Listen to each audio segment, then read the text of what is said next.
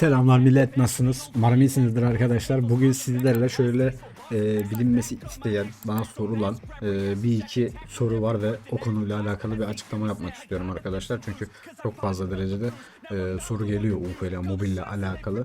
Arkadaşlar şimdi işin ilk kısmını söyleyeyim. Ama videoda geçmeden, yani anlatacaklarıma geçmeden önce arkadaşlar sizlere bir teşekkür borçluyum. Bunu da açık açık söyleyeyim.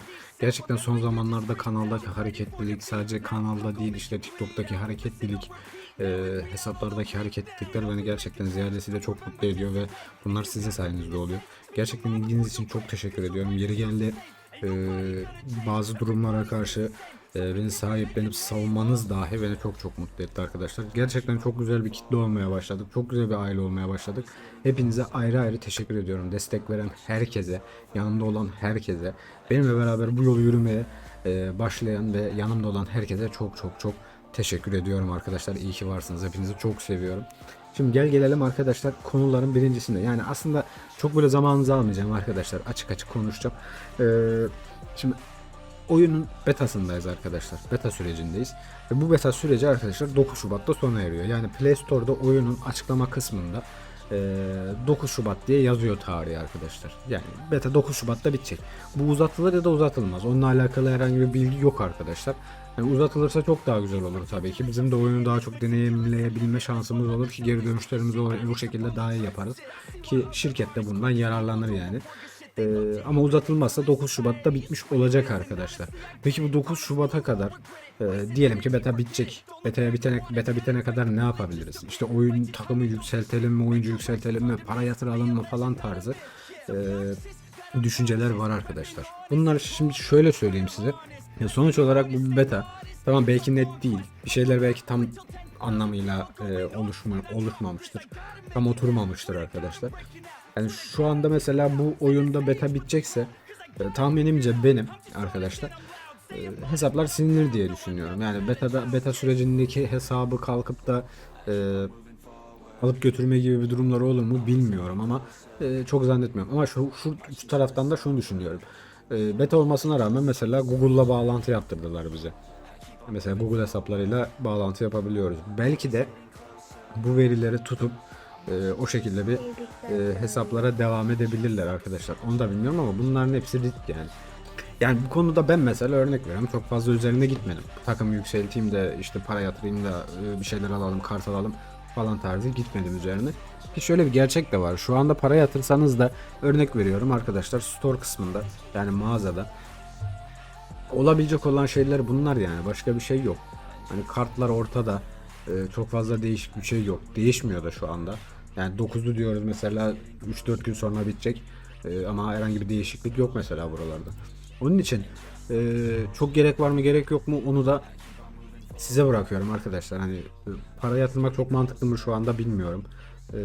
Yani para yatırsanız da alabilecek olduğunuz, ulaşabilecek olduğunuz şeyler kısıtlı. Çok fazla bir şey alamayacaksınız yani. Yani markette falan ne alınabilir ki diye düşünüyorum. Hani bu paraları falan toplasanız, LP'yi, CP'yi toplasanız ne alacaksınız gibi tarzında düşünüyorum. Ama tabii ki herkesin kendi şahsi fikri arkadaşlar.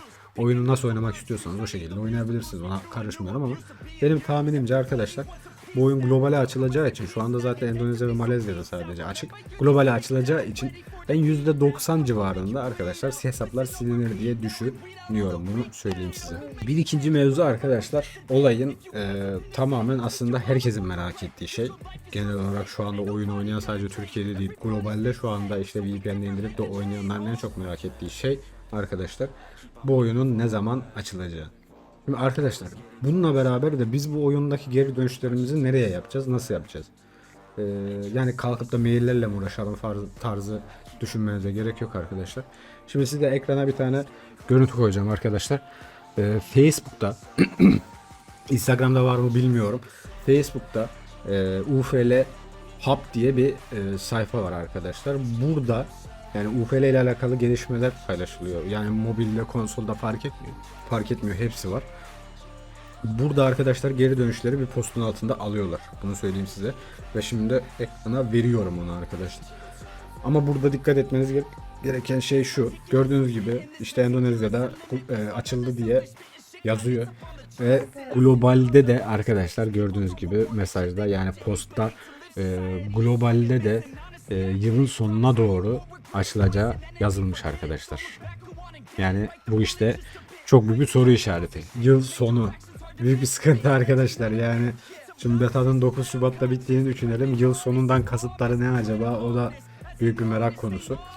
Ama oyunla alakalı fikirlerinizi ve düşüncelerinizi bu postun altına paylaşabilirsiniz arkadaşlar. Hatta ben de yazdım birkaç tane aklıma gelen şeyleri. Ee, Böyle bir gerçek var arkadaşlar. Yani yıl sonu deniyor şu anda. Yıl sonundan kasıtları tam olarak ne bilmiyorum ama genelde işte sonbahar tarzı, hani kışı bulmaz diye düşünüyorum eğer böyle bir şey olacaksa. Ve şey de olacaksa o da ayrı tabi.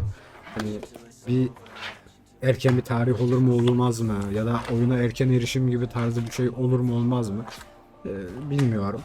Ee, Belki bakarsınız yıl sonu derler, yıl ortasında açarlar, onu da bilmiyoruz tabii. Resmi olarak şu anda elimizdeki tek done bu arkadaşlar, yani yıl sonunda açılacak tarih yok, ay yok, herhangi bir şey yok. Ama oyunla alakalı bütün fikirlerinizi ve görüşlerinizi bu postun altına yazabilirsiniz arkadaşlar. Bu post tamamen bunun için açılmış. Yani dünyanın her yerinden neredeyse insanlar yazmışlar. Dediğim gibi ben de yazdım arkadaşlar. Yani anlayacak olduğunuz iki tane önemli konumuz var. Biri hesapların silinip silinmeyeceği. Bu tabii ki muallakta arkadaşlar. Herhangi bir resmi açıklama yok ama dediğim gibi ben %90 silinir diye düşünüyorum. İkinci konu da arkadaşlar işte fikirlerinizi ve görüşlerinizi paylaşabilecek olduğunuz kısım neresi olduğuydu. Bu da burada arkadaşlar, bu postta fikirlerinizi ve görüşlerinizi paylaşabilirsiniz. Ve en önemli konu da oyunun ne zaman açılacağıydı arkadaşlar. Oyunun ne zaman açılacağına dair de ufak bir ipucu vermiş olduk yani. Sadece işte yılın sonuna doğru açılacağıyla alakalı bir paylaşım var. Onun haricinde başka bir şey yok arkadaşlar. Bu yıl sonu ne zamana denk geliyor onu bilmiyoruz. Diyeceklerim bunlar arkadaşlar. Yani bu konuyla alakalı birkaç bilgi isteyen vardı. Bunları da söylemiş olayım. Başka da şu anda açıkçası konuşabilecek olduğum ya da anlatabilecek olduğum bir şey yok oyunla alakalı. Şu an stabil devam ediyor. 9 Şubat'a kadar keyfini çıkarın arkadaşlar. İnşallah uzatılır. Uzatılırsa çok daha güzel olur. Uzatılırsa zaten buradan ben sizlere yine bilgilendirme yaparım. Bunu da söylüyorum. Bir sonraki videoda görüşmek üzere arkadaşlar. Kendinize çok iyi bakın. Haydi bay bay. Keep on moving forward.